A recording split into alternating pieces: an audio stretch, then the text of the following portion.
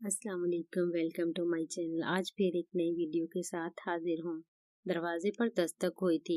समरा mobile सोफे पर फेंकती दरवाजे की तरफ लिपकी थी। दानिश, जीजू आप? मेरा दानिश कहाँ है? आप दानिश को साथ नहीं लाए? समरा अहमद साहब के आसपास दानिश को तलाशती हुई बोली। समरा, तुम मेरे साथ चलो घर। दानिश जेल में है, किसी ने उसको फंसा दिया है झूठे ड्रग्स के केस में। ये क्या कह रहे हैं आप जीजू? ये सब कैसे हुआ? समरा उलझी। बेटा तुम घर चलो, मैं सब बता दूंगा तुम्हें। तुम अपना जरूरत का सामान लेकर बाहर आओ, मैं तुम्हारा वेट कर रहा हूँ। अहमद साहब समरा से नजरें चुराते घर से बाहर निकल गए। समरा अपने आंसू पोंछती अपना जरूरत का सामान लेकर बाहर आ गई। कुछ देर बाद वो घर पहुंचे तो वहाँ पहले से मुनीब साहब, कादर साहब और नफीसा बेगम बैठे थे। वो लोग भी दानिश की गिरफ्तारी की खबर टीवी पर देख चुके थे और अब मामला समझने अहमद साहब के पास आए थे। निमरा बेगम नफीसा बेगम के गले लगे रोई जा रही थी। अहमद साहब ने सब घर वालों को पूरे मामले से आगाह किया तो सब सार पकड़कर बैठ गए। दानिश की कार से बैग भर कर ड्रग्स फराहम हुए थे। उसको बेकसूर साबित करना बहुत मुश्किल था। सभी परेशान थे। समरा बार बार दानिश से मिलने की जिद कर रही थी। अहमद साहब भी अपने घर सोग का सा समा देख दुखी हो गए थे। न जाने मेरी समरा कैसी होगी, कुछ खाया भी होगा कि नहीं। मोम का तो रो रो के बुरा हाल हो गया होगा। डैड अकेले सब कुछ कैसे संभाल रहे होंगे। अगर मुझे सजा हो गई तो मेरी समरा का क्या होगा? उनकी जिंदगी बर्बाद हो जाएगी। दानिश जेल की दीवारों को तकता खुद से ही बातें कर रहा था। वो अपनी सोचों में गुम था। दरवाजा खोलने की आवाज पर चौंका।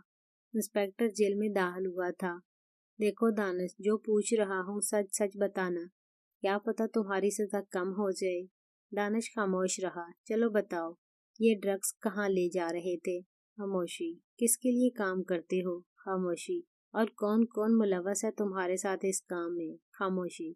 साले सुनाई नहीं दे रहा तुझे? मुंह में ही दही जमा कर बैठा है। जवाब दे मुझे। इंस्पेक्टर दानिश का गिरबान पकड़ता दहाड़ा था। मैं कुछ नहीं जानता, मुझे फंसाया जा रहा है। मैं नहीं जानता मेरी कार में ड्रग्स कैसे आए। दानिश भी चीखा था। तुझ में बहुत चर्बी है, ऐसे नहीं बताएगा ना तू? हवालदार, जी सर। लटकाओ उल्टा इसको। आज सारी अकड़ निकालूंगा मैं इस अमीरजादे की। अगले ही लम्हे दानिश की चीखें जेल की दरो दीवार से टकरा रही थी। जी नाजरीन, आपको बताते चले, शहर के मशहूर बिजनेसमैन अहमद मलिक के बेटे दानिश अहमद मलिक को गाड़ी में से ड्रग्स बरामद होने पर हिरासत में ले लिया गया है। अहमद साहब का अगला कदम क्या होगा? टीवी पर न्यूज एंकर गला फाड़ रही थी।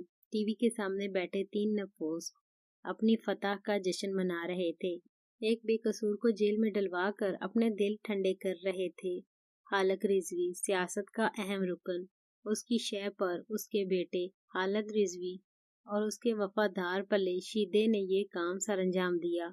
शीदा जो काफी दिन से दानिश के ताक़ुब में था, हालत के जेल से आज़ाद होते ही उसके हुक्म पर दानिश के ऑफिस की पार्किंग के कैमरे रात के अंधेरे में खराब किए और दोपहर की चिलमिलाती धूप में जब हर कोई छाया तलाश कर रहा होता है।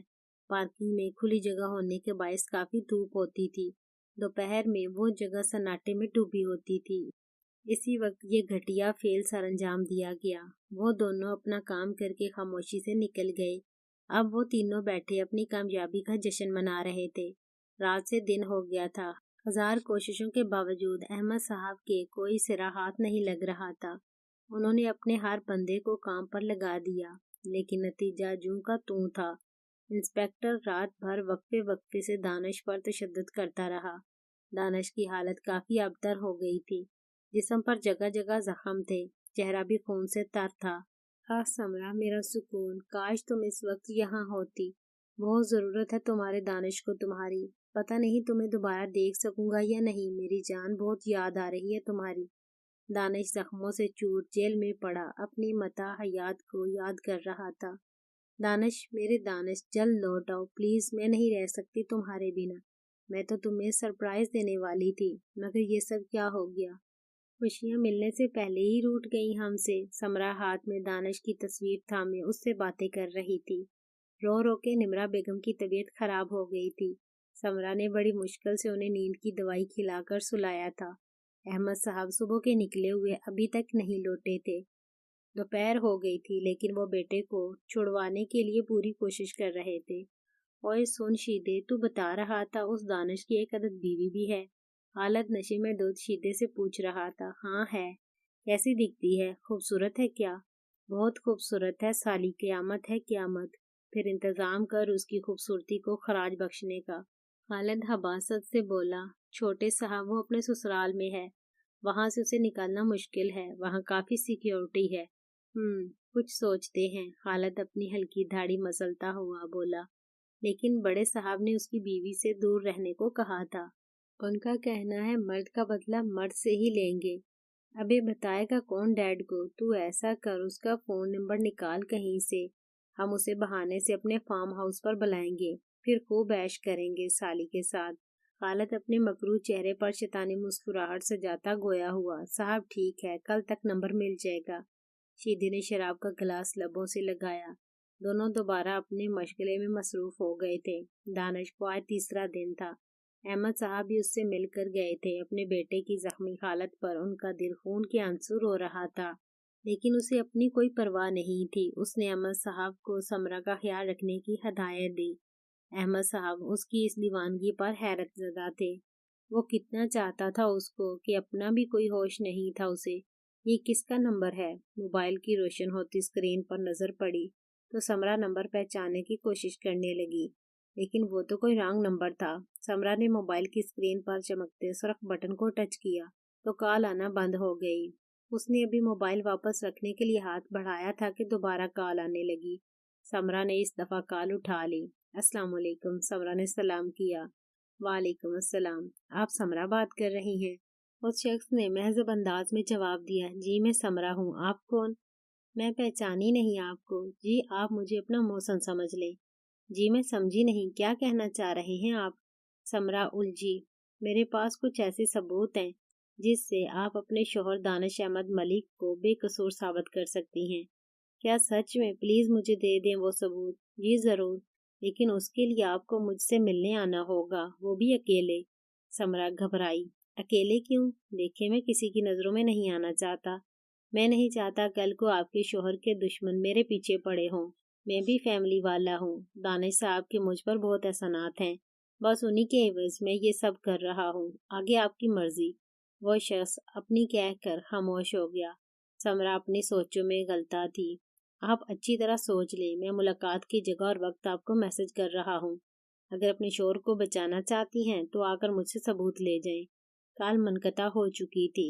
समरा को मोबाइल पर एक पैगाम मौसूल हुआ था। उसमें जगह और वक्त लिखी हुई थी। उसे आज शाम 7 बजे का वक्त दिया गया था और जगह बताई थी। वो वहां से 1 घंटे की मुसाफत पर थी और काफी सुनसान भी। समरा डर रही थी, लेकिन उसे बहादुर बनना था अपने शोहर की खातिर। वो फैसला कर चुकी थी। वो शाम 6 बजे सबसे नजर बचाकर घर से निकल गई। समरा बेगम अपने कमरे में थी। अहमद साहब घर में मौजूद नहीं थे। समरा ने मौके से फायदा उठाया और घर से बाहर निकल गई। गार्ड्स को झूठ बोला कि वो वॉक पर जा रही है। कोई पूछे तो बता देना। घर से कुछ दूर आकर उसने टैक्सी ली।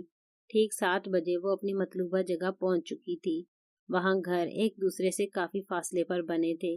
दूर दूर तक किसी मखलूक का निशान नहीं था। वो आसपास का मुआयना कर रही थी कि उसका मोबाइल बज उठा। मोबाइल पर अनजान शख्स का नंबर जगमगा रहा था। उसने कॉल उठाई। मैं आ गई हूँ, आप कहाँ हैं? आप जिस घर के सामने खड़ी हैं ना, वहाँ अंदर आ जाएं। मैं वहीं मिलूंगा। परेशान नहीं हो, घर में मेरी बीवी बच्चे भी मौजूद हैं। उस शख्स ने समरा की घबराहट को समझते हुए कहा, ओके मैं आती हूँ। समरा उस घर के अंदर दाखिल हुई। वो घर बहुत शानदार था। हर चीज कीमती थी। खूबसूरत फानूस, आला किस्म का फर्नीचर। उसे घर अच्छा लगा था। वो किसी की तलाश में इर्द गिर्द नजर दौड़ा रही थी। एक मुलाजिम आया और अपने साथ आने का कहा। वो भी उसकी पैरवी करती हुई चल दी। वो उसे एक कमरे में ले गया। नावल अभी जारी है। चैनल को सब्सक्राइब कर लें। शुक्रिया।